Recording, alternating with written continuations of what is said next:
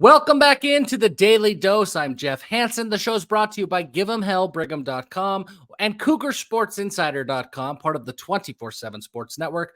Check out those outlets if you want more in-depth content about BYU and BYU athletics. Give'emHellBrigham.com. It's like the tailgate before the game. Everything is rooted in BYU sports. We talk about the larger, bigger picture of where BYU fits. We have some fun. We talk about real life. It's like the tailgate before the game.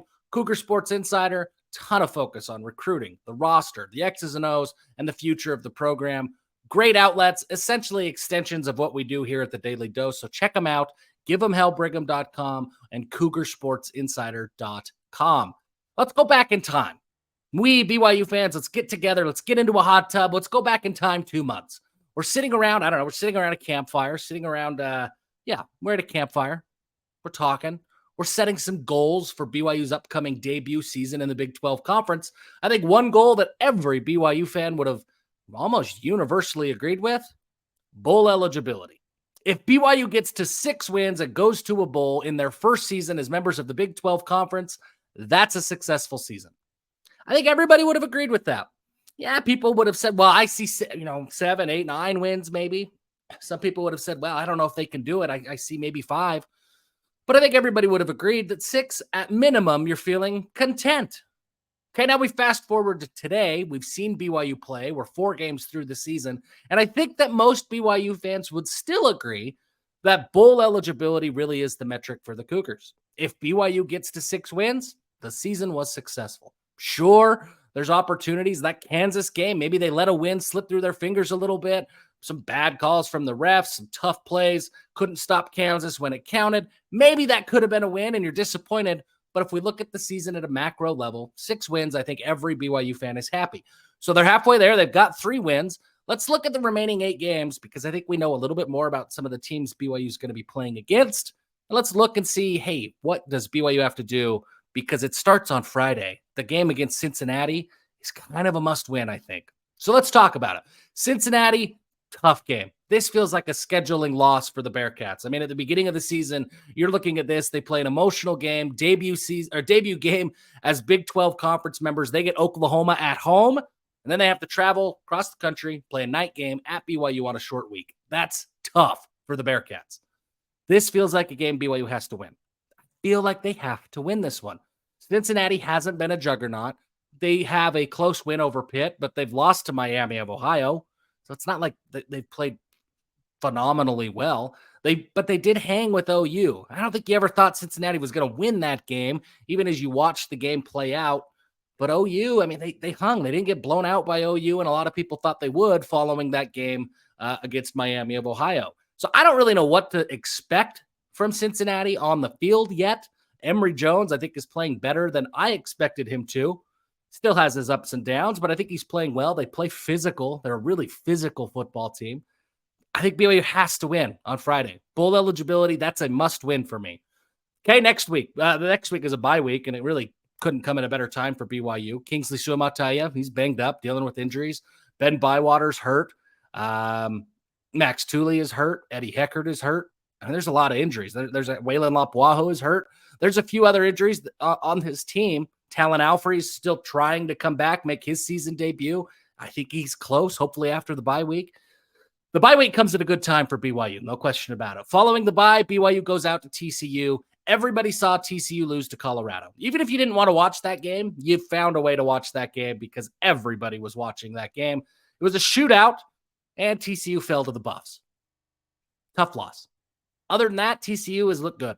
They took care of business against Houston and SMU. They played an FCS team in there as well. They don't look like a juggernaut. They're not blowing teams out by 40 points, but they're scoring north of 35, and SMU, Houston haven't broken the 20-point barrier. That game still looks really tough for BYU.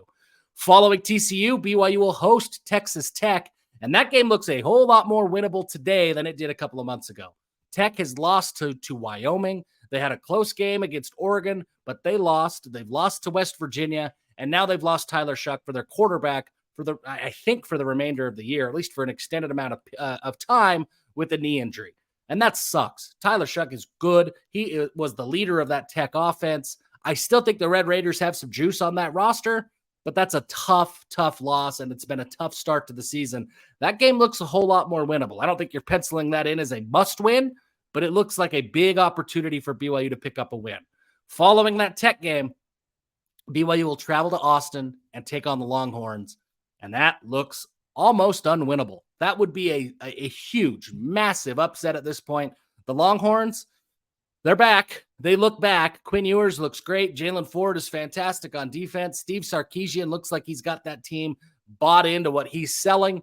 Texas looks really good. Texas looks like a national title contender. Following the Texas game, BYU will play West Virginia, and that game looks a whole lot harder today than it did maybe a couple of months ago. A couple of months ago, we're talking about Neil Brown and wondering if he's even coaching the Mountaineers in this game. Now I'm looking at this and saying West Virginia might be the surprise team of the conference so far this year. They lost to Penn State to open the year, but they beat Pitt in the backyard brawl, big rivalry game. They beat Tech. They play really tough defense out there in Morgantown. With the cross-country travel for BYU, going up against a tough defense with an offense that hasn't proven to be able to move the ball at all on the ground, that's tough. That game scares me a whole lot. I don't know that that's the easy win that you hoped it would be a few months ago. That game looks really hard. I think you have to circle it as a game BYU needs, but that one, I don't know. That one's hard for me. That one's a lot closer to a toss-up. BYU's probably an underdog traveling to Morgantown at this point in the season. Following that game, BYU gets a home game against Iowa State, and there is not a team on the schedule that I think is a worse matchup for BYU than Iowa State. Iowa State is dreadful on offense. They showed some life against Oklahoma State last week, but they've been pitiful on offense. But that defense is legit. That defense is one of the best defensive units in the country. And I look at BYU, I trust Jay Hill's defense to keep BYU in the game against a tough offense a whole lot more than I trust the BYU offense to be able to score 25, 30 points against a tough defense. And Iowa State is a tough defense. Yes, they've lost to Iowa. Yes, they lost to Ohio, but that's a tough defense. I think the matchup is bad for BYU. That game could be like a 14-10 game, and whoever returns a punt and sets up really good field position is ultimately who wins the game. I mean, that's that kind of game. I think you have to circle it as a must-win if you're a BYU fan to get to bowl eligibility, but that game's a lot tougher than I think it looks like on paper and on the surface. Following Iowa State, Oklahoma. That looks brutal. They're not quite Texas level good right now, but they're good. They're very, very good. They look like Oklahoma is for real. That game's at home. It's going to probably be a night game. Maybe you'll get some snow. Maybe you get some freaky things that happen in that game and BYU can get an upset. But I don't think you're circling that as a must-win for sure. And then the season finale at Oklahoma State. And boy, the Cowboys, they are in disarray out there in Stillwater. Mike Gundy could be coaching for his job in this game. He could be coaching for bowl eligibility as well. They've lost to South Alabama, but they did beat Arizona State. They've also lost to Iowa State. I mean, so they're kind of all over the map a little bit, but they just look fractured. They look fragmented. They are not playing like a team really at all. I think that game is one that you're circling and you're saying that's a must win for BYU. So if we look at the rest of the schedule, Cincinnati, maybe Texas Tech, maybe Iowa State and Oklahoma State, that's probably the path forward for BYU to pick up wins. Maybe they could get a win at TCU, who's been a little up and down. Maybe you catch them and they're overlooking you. Maybe you get a win at West Virginia and West Virginia comes back down to earth a little bit. Sure, those things can happen. That's certainly possible.